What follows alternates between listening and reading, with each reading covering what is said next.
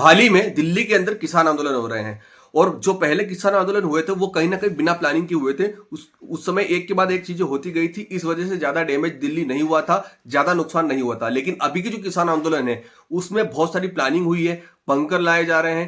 जो लोग वहां पर किसान बनकर बैठे हैं उनके हाथों में पोस्टर के साथ साथ हथियार भी है और कहीं ना कहीं सारी चीजें प्री प्लान है। अब जब चीजें वहां पर घटेगी तो कहीं ना कहीं ये माना जा रहा है कि दिल्ली को बहुत ज्यादा नुकसान होने वाला है। आप बताइए, क्या ये लोग आपको किसान लगते हैं?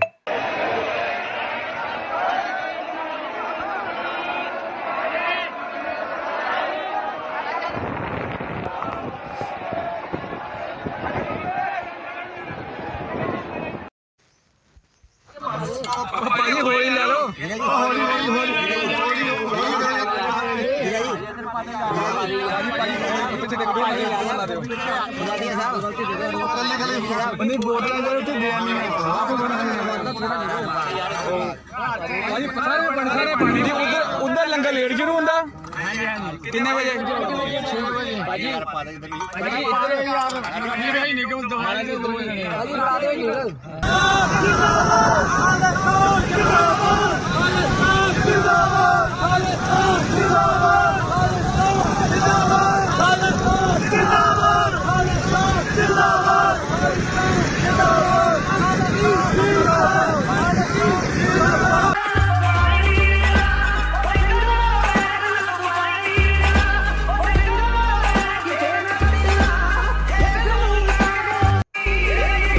मुझे तो कहीं से कहीं तक ये लोग किसान नहीं लगते। अगर आपको लगते हैं तो आपको ये जानने की जरूरत है, क्या सिर्फ किसान पंजाब में है, गुजरात में नहीं है, हरियाणा में नहीं है, महाराष्ट्र में नहीं है, तेलंगाना में नहीं है, तमिलनाडु में नहीं है, बिहार में नहीं है, उत्तर प्रदेश में नहीं है, मध्य प्रदेश में नहीं है? क्या बाकी राज्यों में किसान नहीं है? जरा सोचिए, ये किसान वहां अपनी मांग लेकर बैठे हैं। दूसरी तरफ अगर इन सभी राज्यों के किसान आ जाए और इनकी मांग की विपरीत मांग करने लगे तो किस तरीके का माहौल दिल्ली में होगा? ये सारे के सारे लोग कहीं ना कहीं एक एजेंडे के द्वारा वहां पर लाए गए हैं और एक एजेंडे को ही वहां पर प्रमोट कर रहे हैं।